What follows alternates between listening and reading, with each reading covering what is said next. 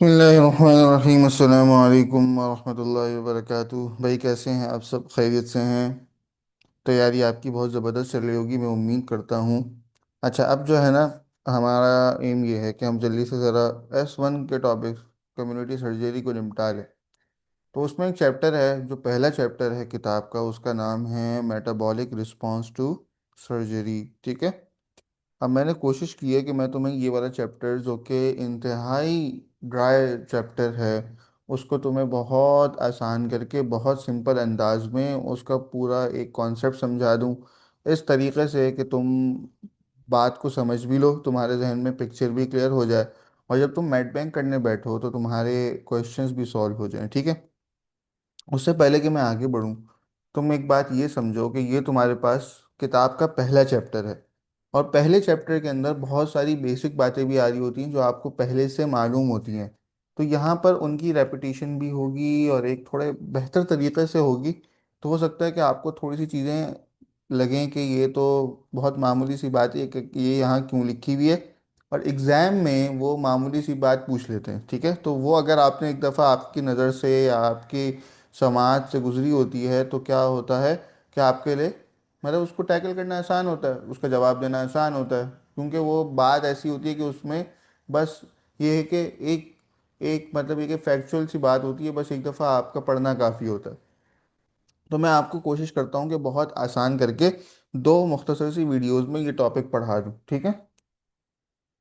अब ये चैप्टर है क्या? ये समझाता है कि लेट्स से तुम्हारी बॉडी को एक एक एक जो है ना वो स्ट्रेस कंडीशन का सामना करना पड़ा। ये स्ट्रेस कंडीशन क्या हो सकती है? ये ट्रॉमा हो सकता है, ये तुम्हारे पास सर्जरी हो सकती है, ये तुम्हारे पास बर्न कंडीशन हो सकती है। कोई भी XYZ किसी भी इस तरीके की किसी भी किस्म के तनाव का शिकार हुआ जिस्म, ठीक है, तो उसमें बॉडी रिस्पॉन्स किस तरीके से देती है। ठीक है। That's why the name is metabolic response to injury. ठीक है। पहली बात जो कि एग्जाम में भी आ जाती है, MCQs में भी आ जाती है, वो ये बात है कि तुम्हारे पास ये जो रिस्पॉन्स होता है किसी भी इंजरी को, ठीक है, किसी भी स्ट्रेस को, ये ग्रेडेड होता है। क्या मतलब ग्रेडेड रिस्पॉन्स? इसका मतलब है कि बॉडी जो है वो according to the injury response करती है। अगर इंजरी कम हुई तो कम रिस्पॉन्स देगी, अगर इंजरी ज़्यादा हुई तो रिस्पॉन्स ज़्यादा देगी। यानी कि the severity of injury the severity of response depends upon the severity of injury. if there is minor trauma there is minor response, if there is major trauma there is a major response। ठीक है। ये बात है। यानी कि यहाँ पर दो ग्राफ के जरिए ये भी समझा दिया कि तुम्हारे पास metabolic rate, resting metabolic rate, minor trauma में कम इंक्रीमेंट करेगा, मेजर ट्रॉमा में ज़्यादा इंक्रीमेंट करेगा। इसी तरीके से नाइट्रोजन एक्सक्रीशन जो है वो माइनर ट्रॉमा में माइनर इंक्रीमेंट करेगी, मेजर ट्रॉमा में ज़्यादा इंक्रीमेंट करेगी। यानी कि कॉर्टिसोल लेवल्स माइनर ट्रॉमा में कम रेस होंगे, मेजर ट्रॉमा में ज़्यादा रेस होंगे। ठीक है।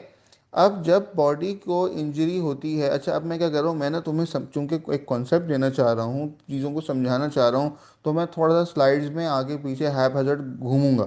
तो तुम परेशान नहीं होना, तुम घबराना नहीं, तुम मेरे साथ चलते रहो, तो इंशाल्लाह तुम्हारे जहन में आखिर में पूरी बात एक जहन में क्लियर हो जाएगी। ठीक है। मैं चाह रहा हूँ कि तुम्हारे जहन में एक पूरी पिक्चर बने, इसलिए मैं थोड़ा सा स्लाइड्स को अपने हिसाब से आगे पीछे भी करूँगा, क्योंकि टेक्स्ट बुक तो है नहीं।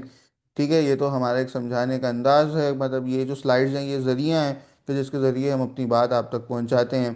तो तुम्हारे पास एक साइंटिस्ट था जिसका नाम था क्यूथबर्टन। ठीक है। इसने क्या किया था, इसने मेटाबॉलिक रिस्पॉन्स आफ्टर इंजरी को स्टडी किया था, और उसने फिर अपना एक मॉडल दिया था जिसको हम कहते हैं इब एंड फ्लो मॉडल। ठीक है। ये बताता है कि जब बॉडी को कोई भी इंजरी या स्ट्रेस की कंडीशन से गुजरना पड़ता है तो बॉडी किस तरीके से रिस्पॉन्स करती है। तो उसने कहा था बेसिकली बॉडी जो है वो दो फेजेस से गुजरती है। पहला फेज इफ फेज कहलाता है और दूसरा फेज क्या कहलाता है, फ्लो फेज कहलाता है। ये एग्जाम में बहुत पूछते हैं कि if phase, this this is the characteristic of the if phase. उसमें तीन फ्लो फेज की करेक्टरिस्टिक लिखी होंगी, एक इफ फेज की लिखी होगी।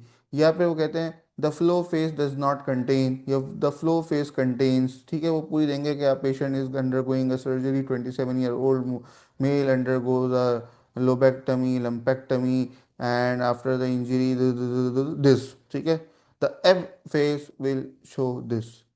तो तुम्हें इस तरीके से, तो भाई ये इस तरीके से है कि जब भी कोई बॉडी किसी इंजरी से गुजरती है तो सबसे पहले क्या होता है कि बॉडी एप फेस में जाती है, यानी कि बॉडी एक शट डाउन फेस में जाती है। ये एक इमरजेंसी रिस्पॉन्स होता है कि अपने तमाम के तमाम काम क्या कर दो, शट कर दो। ये बिल्कुल इसी तरीके से है, इस तरीके से तुम्हारे मोबाइल की बैटरी जब कम होने लगती है, तो यानी कि कम होना तुम्हारे मोबाइल के लिए एक इंजरी है, तो तुम्हारा मोबाइल क्या करता है कि तुम्हारे पास बहुत सारी ऐप्स को क्या कर देता है, जो फजूल ऐप्स खुली होती हैं उनके फंक्शन को, लेट से एक ज़माने में कैमरा के फंक्शन को वो क्या कर देता था, बंद कर देता था, ताकि वाइटल काम यानी कि कॉल रिसीव करना, कॉल आना, मैसेजिंग करना, ये सारे वाइटल काम होते रहें।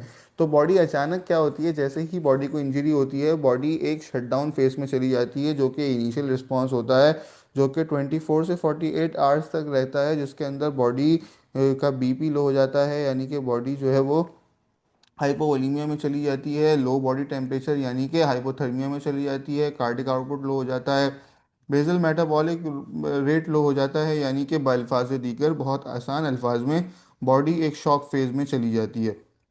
ये तुम्हारे पास कौन से फेज में होता है, ये तुम्हारे पास एफ फेज में होता है, ठीक है। अब ये एफ फेज का मकसद क्या है, मेन गोल क्या है, मेन गोल ये है कि आप जो है कोर ऑर्गन परफ्यूजन के लिए एनर्जी को प्रिजर्व कर लो, ठीक है, एनर्जी को कंजर्व और प्रिजर्व कर लो। अब ये क्या होता है, जैसे ही ये तुम्हारे पास बॉडी इस तरह से शटडाउन फेज में जाती है, there is a surge of some hormones, की hormones which is known as catecholamines, cortisol and aldosterone. ये क्या करते हैं, चूंकि बॉडी हाइपोटेंशन में जा रही है, ये क्या करते हैं, ये बॉडी को दोबारा से नॉर्मलाइज स्टेट में लेकर आने की कोशिश करते हैं, ठीक है, बॉडी का होम्योस्टेसिस मेंटेन करने की कोशिश कर रहे होते हैं। और इस दौरान जो पेशेंट है वो कहाँ पहुँच जाता है, वो तुम्हारे पास आ जाता है या तुम्हारे पास पहले से होता है। और तुम क्या करते हो, तुम पेशेंट को रिससिटेट करना शुरू करते हो आईवी फ्लूइड्स के साथ।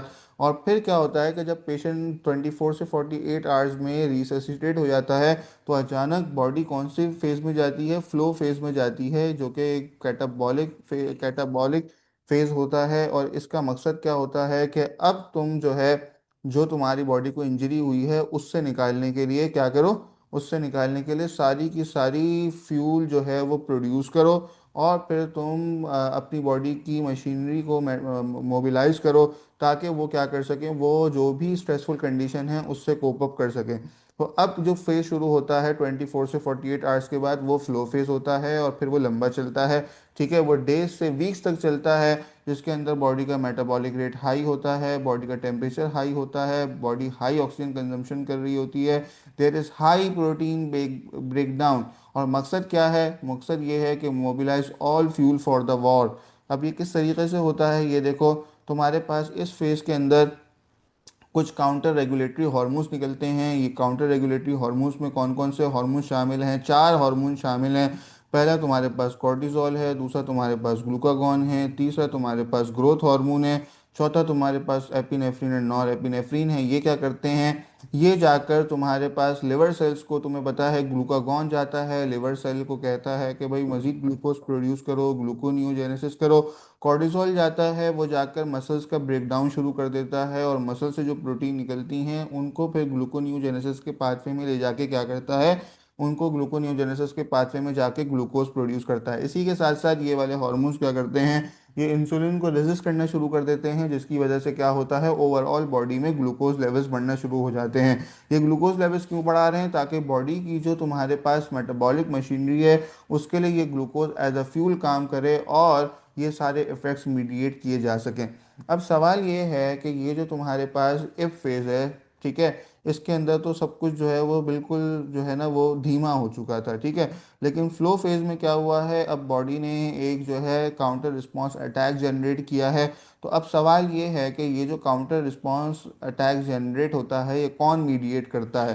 तो इसके अंदर हमारी बॉडी के पास दो तरह की आर्मीज होती हैं। पहली तुम्हारे पास न्यूरो एंडोक्राइन कमांड सेंटर है, दूसरा तुम्हारे पास इम्यून सिस्टम है। ये दोनों आगे की तरफ बढ़ते हैं और आगे लीड संभालते हैं। तो देखो किस तरीके से होता है कि बॉडी का जो हाइपोथैलेमस है, यानी कि वो तुम्हारे पास मेन सुप्रीम कमांडर है, वो सीआरएफ रिलीज करता है, जो कि पिट्यूटरी को स्टिमुलेट करता है कि तुम एसीटीएच रिलीज करो, जो कि एड्रिनल ग्लैंड्स के पास जाता है और वहाँ से कॉर्टिसोल और कैटिकोलमीन्स निकलवाता है। और तुम्हें पता है कैटिकोलमीन से मुराद एपिनेफ्रीन और नॉन एपिनेफ्रीन है।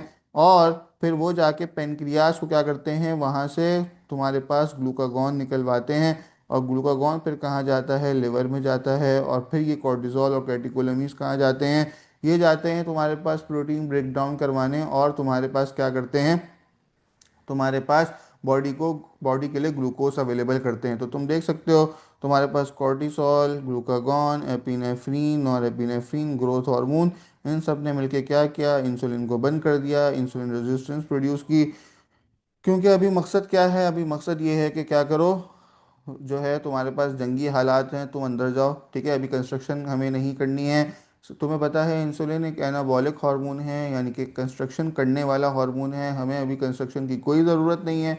तुम अंदर जाके बैठो, अभी ये जो है जंगो जदल की सूरत हाल है, अभी हमें लड़ना है, अभी यहाँ पे मैदान जंग सजा हुआ है, हमें अभी तुमसे कोई कंस्ट्रक्शन नहीं करवानी है, ठीक है। उसके बाद इम्यून सिस्टम भी एक्टिवेट होता है इन हार्मोन्स के इन्फ्लुएंस में, एक इम्यून सिस्टम की भी एक्टिवेशन हो जाती है। और तुम्हें पता है कि दो तरह का इम्यून सिस्टम होता है, एक इनेट इम्यून सिस्टम होता है, एडेप्टिव इम्यून सिस्टम होता है। खुलासा कलाम ये है कि तुम्हारे पास इम्यून सिस्टम की एक्टिवेशन से कुछ साइटोकाइंस रिलीज होते हैं, जिनके अंदर सबसे अहम TNF alpha, interleukin 1, interleukin 6, interleukin 8 है। और ये क्या करते हैं, ये फिर आग भड़काते हैं। तुम्हें पता है कि ये इन्फ्लेमेटरी साइटोकाइंस भी हैं, ये तुम्हारे पास फीवर को भी मीडिएट करते हैं। तो ये तुम्हारे पास फ्लो फेज के अंदर क्या करते हैं, ये तुम्हारे पास फीवर और इस तरह के सारे जितने भी तुम्हारे पास इफेक्ट्स हैं वो मीडिएट करते हैं, ठीक है। तो एक तरीके से क्या होता है, एक खतरनाक सी साइकिल तुम्हारे बॉडी में प्रोड्यूस हो जाती है कि जब इंजरी होती है, पहले तो तुम्हारे पास 24 से 48 आवर्स इप फेज होता है, ठीक है। उसके फौरन बाद कौन सा फेज शुरू होता है, फ्लो फेज होता है। सिंपैथेटिक नर्वस सिस्टम एक्टिवेट हो जाता है। वो क्या करता है, वो पिट्यूटरी के जरिए क्या करता है, तुम्हारे पास ACTH रिलीज करवाता है, और एड्रीनल्स के जरिए कॉर्टिजोल और कैटेकोलमीज रिलीज करवाता है। ये जाके थोड़ा सा इम्यून सिस्टम को भी ट्रिगर करते हैं, जिसकी वजह से साइटोकाइंस रिलीज होते हैं, ठीक है। Cytokines interleukin 1, interleukin 6, TNF alpha, ये जाके ब्रेन को दोबारा स्टिमुलेट करते हैं, और ब्रेन फिर मजीद स्ट्रेस हार्मोन्स रिलीज करता है, और एक सेल्फ परपेचुएटिंग विशियस साइकिल सी डेवलप हो जाती है, ये फीडबैक लूप बन जाता है, जिसकी वजह से तुम्हारी बॉडी क्या करती है, एक इन्फ्लेमेटरी स्टेट में चली जाती है। तो तुम देख सकते हो कि प्रो इन्फ्लेमेटरी साइटोकाइंस यानी कि इंटरल्यूकिन 1, इंटरल्यूकिन 6, TNF अल्फा, ये इम्यून सेल से रिलीज होते हैं, बल्कि उससे भी पहले इंजरी हुई, न्यूरो एंडोक्राइन और इम्यून सिस्टम की एक्टिवेशन हुई, और ये दोनों का एक साथ एक्टिवेट होना एक साइनर्जिस्टिक रिस्पॉन्स है। और प्रो इन्फ्लेमेटरी साइटोकाइंस यानी कि इंटरल्यूकिन 1, इंटरल्यूकिन 6, TNF अल्फा, ये इम्यून सेल से रिलीज होते हैं, और फिर ये ब्रेन में जाते हैं, और ब्रेन तक जाकर फिर उसके न्यूरोएंडोक्राइन रिस्पांस को एम्पलीफाई करते हैं, यानी कि मजीद कॉर्टिसोल रिलीज करवाते हैं, और मजीद कॉर्टिसोल मॉड्यूलेट करता है इम्यून रिस्पांस को, और एक जो है सेल्फ परपिचुएटिंग लूप बन जाता है, एक विशियस सी साइकिल बन जाती है। अब क्या होता है, अब ये जाके जो है तुम्हारी बॉडी का प्रोटीन ब्रेक डाउन शुरू करते हैं, और बॉडी इस बात पे ज़्यादा फोकस कर रही है कि प्रोटीन जा रही है तो जाए, मसल वेस्टिंग हो रही है तो हो, हमें इस वक्त बॉडी को बचाना है। और बॉडी जो है कुछ देर के लिए एक इनिशियल प्रो इन्फ्लेमेटरी स्टेज में चली जाती है, जिसको तुम्हें पता है सिस्टमिक इन्फ्लेमेटरी रिस्पॉन्स सिंड्रोम कहते हैं। और ये तुम्हारे पास क्या होता है, ये तुम्हारे पास इंटरल्यूकिन 1, इंटरल्यूकिन 6 और इन तमाम के ज़रिए मीडिएट होता है। और तुम्हें एक बात ये भी पता है कि अगर सिर्स बढ़ता चला जाए तो वो मॉड्स तक ले जाता है, ये तुम शुरू में ही पढ़ चुके हो सारी बातें, कि तुम्हारे पास मॉड्स क्या है, मल्टीपल ऑर्गन डिसफंक्शन सिंड्रोम कहते हैं। ये तुम्हारे पास ट्रेजेडिक एज है, जहाँ पे सिर्स की वजह से ऑर्गन्स जो हैं वो फेल होना शुरू हो जाते हैं, और ये हाई मोर्टेलिटी के बाद हाई मोर्टेलिटी की तरफ ले जाता है। अब ये जो तुम्हारे पास सिर्स और मॉड्स वाला फिनोमिना है, basically it's an acute response, जिसके अंदर तुम्हारे पास ये सारे काउंटर रेगुलेटरी हार्मोन्स, इनके नाम मैं तुम्हारे सामने बार बार जिक्र कर चुका हूँ, वो तुम्हारे पास चलते रहते हैं। लेकिन अगर ये रिस्पांस क्रॉनिक हो जाए, तो बॉडी क्या करती है, बॉडी को अचानक तशवीश लाहक हो जाती है कि कहीं ऐसा ना हो कि मेरे पास ये जो मेरे अंदर ये काउंटर रेगुलेटरी हार्मोन्स हैं, ये प्रोटीन ब्रेक डाउन करते जा रहे हैं, और एक हाई ग्लूकोज स्टेट डेवलप हो चुकी है, ये करते करते मुझे ख़त्म ही कर डाले। उसके लिए अचानक बॉडी क्या करती है, जब ये तुम्हारे पास क्रॉनिक हो जाता है, ये तुम्हारे पास एक इन्फ्लेमेटरी स्टेट क्रॉनिक हो जाती है, तो बॉडी क्या करती है, एक कार्स रिस्पांस जनरेट करती है, जिसको counter anti compensatory anti inflammatory response syndrome कहते हैं, जिसके अंदर एंटी इन्फ्लेमेटरी साइटोकाइंस यानी कि इंटरल्यूकिन 10, इंटरल्यूकिन 4, ठीक है, ये रिलीज होते हैं, और ये जाके क्या करते हैं, ये जाकर बॉडी के ये जो तुम्हारे pass pro inflammatory cytokines release हुए हुए थे, इनको जाके इम्यून सेल्स को जाके थोड़ी देर के लिए शट डाउन कर देते हैं। अब मसला सारा ये है कि अगर ये एंटी इन्फ्लेमेटरी रिस्पॉन्स लंबा चल जाए तो ये क्या करता है, इम्यूनो सप्रेशन या दूसरे अल्फाज में इम्यूनो पैरालाइजेशन करवा देता है, जिसकी वजह से अब बॉडी जो है वो इम्यून रिस्पॉन्स जनरेट नहीं कर पा रही, और बॉडी के अंदर इंटरल्यूकिन 10 और इंटरल्यूकिन 4 यानी कि एंटी इन्फ्लेमेटरी साइटोकाइंस डोमिनेट कर रहे हैं, जिसकी वजह से क्या हो रहा है, जिसकी वजह से तुम्हारा इम्यून सिस्टम सप्रेस हुआ हुआ बैठा हुआ है। अब बॉडी को एक नया खतरा शामिल हो गया, वो ये कि बॉडी जो है वो नोजोकोमियल यानी कि हॉस्पिटल एक्वायर्ड इन्फेक्शन से ज़्यादा प्रोन हो गई है, क्योंकि बॉडी के अंदर लड़ने की सलाहियत नहीं रही है। तो ये तुम्हारे पास पूरा एक तुम्हारे पास एक खाका आ गया, यहाँ पर सिर्फ और सिर्फ यही समझाया हुआ है। ये जो पहली तुम्हारे पास प्रेजेंटेशन है इसके अंदर हमने यही समझाया है कि किस तरीके से जब तुम्हारी बॉडी के ऊपर एक इंजरी या स्ट्रेस आता है तो बॉडी कितने फेसेस के थ्रू उसको डील करती है। अब जो दूसरी प्रेजेंटेशन होगी उसके अंदर हम क्या करेंगे, उसके अंदर हम ये बताएंगे, उसके अंदर ज़्यादा फोकस ये होगा कि ये जो हम बात कर रहे थे, कौन सी बात, कि यहाँ पर फ्लो फेज के अंदर प्रोटीन ब्रेकडाउन होता है, इसको मज़ीद तफसील के साथ डिस्कस करेंगे, क्योंकि तुम्हारी किताब ने इसको बहुत ज़्यादा तफसील के साथ डिस्कस किया हुआ है कि वहाँ पे कुछ फ्रैक्शन फिगर्स डिस्कस होंगी, फिर आखिर में ये बात डिस्कस होगी कि इन तमाम चीज़ों से निकला कैसे जा सकता है। ठीक है, अब आओ ज़रा, अब हम क्या करते हैं, मैंने जो है इसके ऊपर पॉडकास्ट तैयार की हुई है।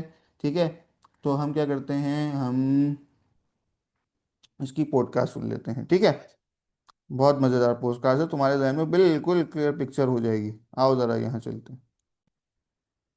जिस्म की एक ऐसी लड़ाई की कहानी पर बात करेंगे जिसमें वो खुद ही अपना सबसे बड़ा दोस्त भी होता है और शायद अपना सबसे बड़ा दुश्मन भी। जी। हमारा मौजू है कि शदीद चोट या सदमे पर इंसानी जिस्म का रद्द-ए-अमल कैसा होता है। और ये सिर्फ जख्म भरने का अमल नहीं है। बिल्कुल नहीं, ये एक पूरे जिस्म पर मुहित इंतहाई मुनज़्ज़म लेकिन कभी-कभी बहुत खतरनाक जंग है। बिल्कुल। और इस जंग की हिकमत अमली, मतलब जो स्ट्रैटेजी है, वो अक्सर हैरान कुन होती है। हमारे पास जो जराए हैं वो एक तिब्बी मतन से लिए गए हैं जो इस पूरे हार्मोनल और मुदाफ़ती रद्द अमल को खोलकर बयान करते हैं। तो हमारा मकसद है इस पेचीदा सिस्टम को समझना और ये देखना कि बका की खातिर हमारा जिस्म क्या-क्या फैसले करता है। और ये भी कि कभी-कभी वही जान बचाने वाले फैसले खुद जानलेवा क्यों बन जाते हैं। तो चलें इस पर जरा गहराई में बात करते हैं। सबसे पहली बात जो मुझे बहुत दिलचस्प लगी वो ये है कि जिस्म का रद्द अमल मतलब वो हर चोट के लिए एक जैसा नहीं होता। बिल्कुल नहीं। इसे दर्जाबंद या ग्रेडेड रिस्पॉन्स कहा गया है ना? जी, यानी ऐसा नहीं कि कागज से उंगली कटने पर भी वही रद्द अमल हो जो एक बड़े एक्सीडेंट पर होता है। सही। और इस नुक्ते को समझाने के लिए माखज़ में एक ग्राफ भी है, शक्ल 1.1। जी, वो बहुत अच्छा ग्राफ है। वो दिखाता है कि एक मामूली चोट के बाद कॉर्टिसोल जैसे स्ट्रेस हार्मोन की सतह अच्छा, वो थोड़ी सी बढ़ती है और फिर जल्द ही नॉर्मल हो जाती है। ठीक है। लेकिन एक बड़ी चोट जैसे कोई बड़ी सर्जरी हो या कोई बुरी तरह जल जाए तो उसके बाद कॉर्टिसोल की सतह आसमान को छूने लगती है। और वो कई दिनों तक वहीं रहती है। जी, कई दिनों तक। ये एक तूफान की तरह है। और इसी ग्राफ में नाइट्रोजन के इखराज का भी जिक्र है। ये क्या जाहिर करता है? देखें, नाइट्रोजन का इखराज पट्टों के टूटने यानी मसल ब्रेकडाउन की एक अहम अलामत है। अच्छा।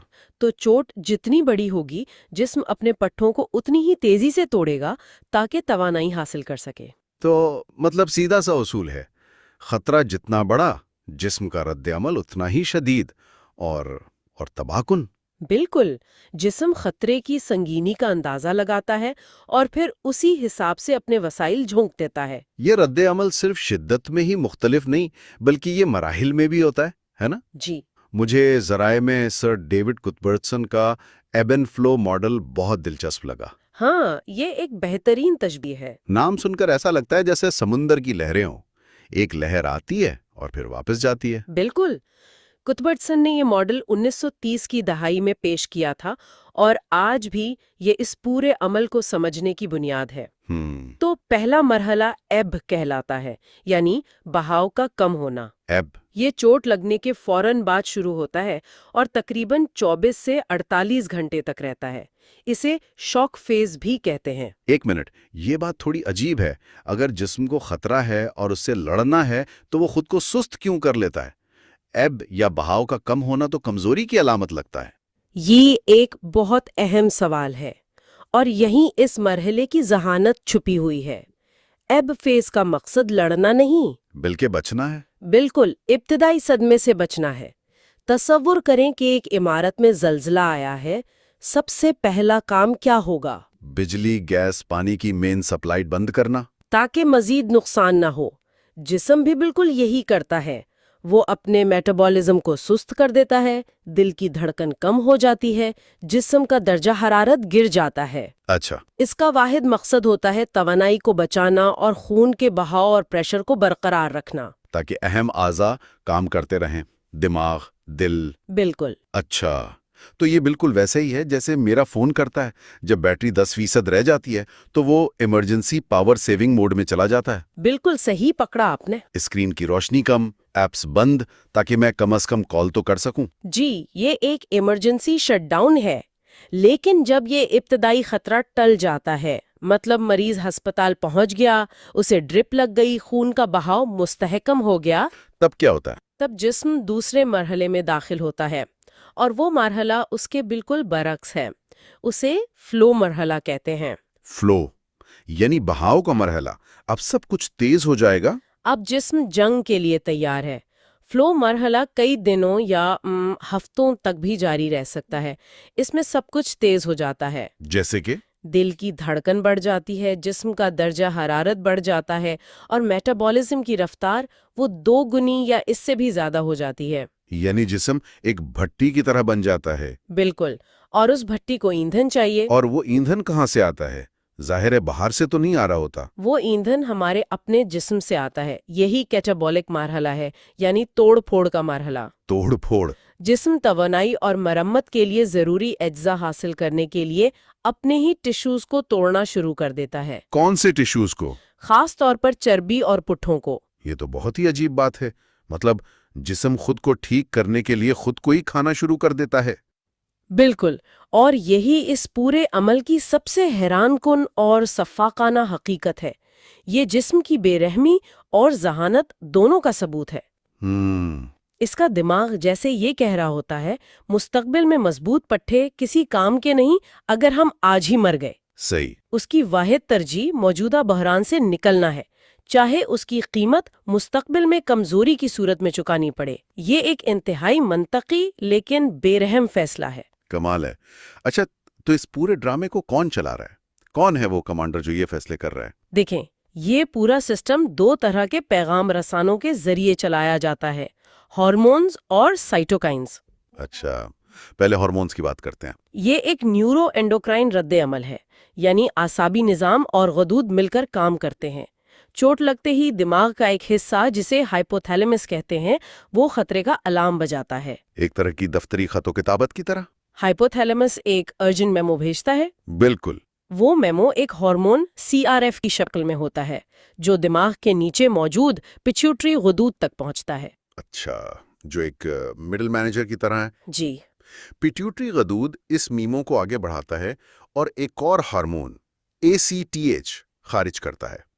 ये हार्मोन खून के जरिए सफर करता हुआ फील्ड ऑफिस यानी एड्रीनल गदूद, बिल्कुल, जो गुर्दों के ऊपर मौजूद होते हैं। और फिर एड्रीनल गदूद आखिरकार एक्शन लेता है और कोर्टिसोल खारिज करता है, वही स्ट्रेस हार्मोन। जी हाँ, और इसके साथ ही हमारा लड़ो या भागो वाला यानी सिंपैथेटिक नर्वस सिस्टम, वो भी एड्रेनलिन और नोरा एड्रेनलिन जैसे हार्मोन्स खारिज करता है। तो ये एक पूरा हार्मोनल कॉकटेल बन जाता है। बिल्कुल, जो सेकंडों में पूरे जिस्म में फैल जाता है। और इस कॉकटेल का सबसे पहला और अहम काम खून में शुगर यानी ग्लूकोज की सतह को बढ़ाना है। क्यों? शुगर ही क्यों? क्योंकि ग्लूकोज फौरी तवानाई का बेहतरीन जरिया है। अच्छा। ये हार्मोन्स जिगर को हुक्म देते हैं कि वो ज्यादा से ज्यादा ग्लूकोज बनाएं और खून में शामिल करे। साथ ही ये पट्ठों को इंसुलिन के खिलाफ मुजाहम बना देते हैं। वो क्यों? वाह, तो ये हार्मोन्स एक तरह से इमरजेंसी का अलार्म बजाकर पूरे जिस्म को ईंधन फराहम कर रहे हैं, लेकिन चोट की जगह पर असल लड़ाई कौन कर रहा है? आपने बिल्कुल सही जगह पर उंगली रखी है। यहाँ दूसरे किस्म के पैगाम रसां यानी साइटोकाइंस का किरदार शुरू होता है। साइटोकाइंस। ये मुदाफ़ती निज़ाम के सिग्नलिंग मॉलिक्यूल्स हैं। जब चोट लगती है तो हमारे पैदाइशी मुदाफ़ती निज़ाम के सिपाही जैसे मैक्रोफेजेस फौरन वहां पहुंचते हैं। और वो मदद के लिए पुकारते हैं? जी, वो ना सिर्फ जरासीम को साफ करते हैं बल्कि मदद के लिए पुकारते हैं। ये पुकार साइटोकाइंस की शक्ल में होती है। और ये साइटोकाइंस क्या करते हैं? ये बहुत ताकतवर सिग्नल्स हैं। इनमें सबसे अहम है TNF अल्फा, इंटरल्यूकेन 1 यानी IL-1 और इंटरल्यूकेन 6 यानी IL-6। ठीक है। ये पूरे जिस्म में सोजिश यानी इन्फ्लेमेशन पैदा करते हैं। मिसाल के तौर पर IL-1 और IL-6 दिमाग में हाइपोथैलेमस को सिग्नल भेजकर बुखार का सबब बनते हैं। बुखार क्यों? हम तो हमेशा बुखार को बीमारी समझते हैं और इसे कम करने की कोशिश करते हैं। लेकिन दर हकीकत बुखार हमारे मुदाफ़ियती निज़ाम को ज़्यादा मौसर बनाता है। गर्म माहौल में हमारे मुदाफ़ियती खलिये बेहतर काम करते हैं अच्छा। और बहुत से जरासीम की नशोनुमा भी रोक जाती है। यही साइटोकाइंस जिगर को भी हुक्म देते हैं कि वो खास किस्म के दिफाई प्रोटीन्स बनाएं, जिन्हें एक्यूट फेज प्रोटीन्स कहते हैं। और पट्ठों के टूटने में भी इनका हाथ होता है? जी, ये इस अमल को भी मजीद तेज करते हैं। माखज़ में शक्ल 1.2 इस पूरे मरबूत निज़ाम को बहुत अच्छे से दिखाती है कि कैसे आसाबी और मुदाफ़ियती निज़ाम मिलकर काम करते हैं। तो अब तक की गुफ्तगू से ये तमाम तब्दीलियां, चाहे वो हार्मोन्स की हों या साइटोकाइंस की, ये सब मुख्तसर मुद्दत की बका के लिए नाकाबिले यकीन हद तक मुफीद लगती हैं। जी बिल्कुल। जिस्म तवानाई को मुतहर्रिक कर रहा है, दिफा को मजबूत बना रहा है और सिर्फ ज़रूरी कामों पर तवज्जो दे रहा है। ये तो एक बेहतरीन जान बचाने वाला मंसूबा लगता है। जी बिल्कुल। जैसा कि ज़राए के खुलासा बॉक्स 1.5 में बताया गया है, इस पूरे रद्द अमल का मकसद बका को यकीनी बनाना है। इसके बगैर कोई भी शख्स शदीद सदमे से नहीं बच सकता। लेकिन कहानी यहाँ ख़त्म नहीं होती।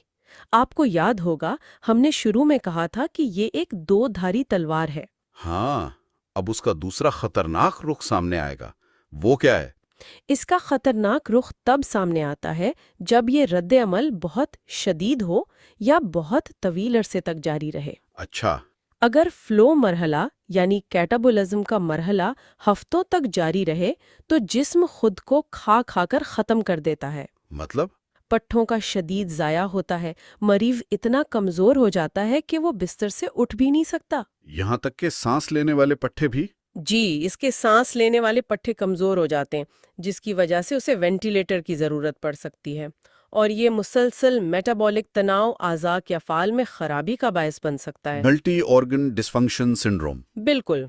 और ये एक मनहूस चक्कर बन जाता है, जैसा कि मतन में जिक्र है। चोट से तनाव, तनाव से पेचीदगियां और पेचीदगियां तनाव को मजीद बढ़ा देती हैं। जी, लेकिन सबसे बड़ा ड्रामा मुदाफ़ियती निज़ाम के साथ होता है। वो कैसे? क्या वो हमेशा तेज रफ्तारी से काम करता रहता है? नहीं, और यही सबसे बड़ा खतरा है। इब्तिदाई शदीद सोजिशी रद्द अमल, जिसे सिस्टेमिक इन्फ्लेमेटरी रिस्पॉन्स सिंड्रोम या सर्स कहते हैं। सर्स? इसके बाद जिस्म तवाज़ुन कायम करने की कोशिश करता हाँ, है। जब हम कहते हैं सर्स तो इसका मतलब क्या है? मरीज कैसा महसूस करता है? मतलब मरीज का पूरा जिस्म आग की लपेट में है। उसे तेज बुखार है, दिल की धड़कन बेकाबू है, सांस की रफ्तार बहुत तेज है। एक पूरे जिस्म पर मुहित सोजिश? बिल्कुल। अब इस आग को बुझाने के लिए जिस्म एक मुखालिफ सोजिशी रद्द अमल शुरू करता है। और इसे क्या कहते हैं? इसे compensatory anti inflammation response syndrome या कार्स कहते हैं। तो ये तो अच्छी बात है, आग बुझाने की कोशिश हो रही है। मसला ये है कि कभी-कभी ये कोशिश बहुत ज्यादा हो जाती है। ये आग बुझाने वाली एक ऐसी कोशिश है जो पूरे फायर डिपार्टमेंट को ही मफलूज कर देती है। ओह। अगर कार्स रद्द अमल हावी हो जाए तो ये मुदाफ़ती निज़ाम को मुकम्मल तौर पर दबा देता है। इस हालत को इम्यूनो पैरालिसिस यानी मुदाफ़ती फालिज भी कहा जाता है। मुदाफती फालिज? ये तो बहुत खौफनाक इस्तिलाह है। ये है भी।